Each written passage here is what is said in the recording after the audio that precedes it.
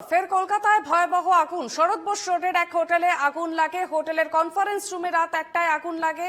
দমকলের চেষ্টায় প্রায় 2 ঘন্টায় আগুন নিয়ন্ত্রণে আসে বলেই খবর। শহর কলকাতায় ফের একবার আগুন।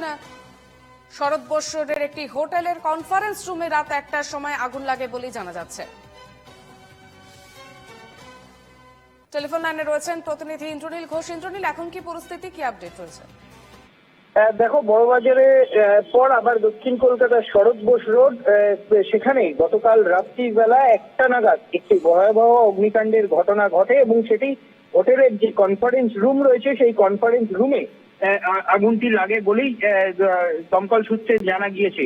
এবং হোটেলে একাধিক রুমে 50 জনের বেশি মানুষ ছিলেন বলেও জানা গিয়েছে এবং তাদেরকে সুস্থভাবেই বের করে আনা গিয়েছে বলেই পুলিশ এবং দমকল সূত্রে জানা গিয়েছে।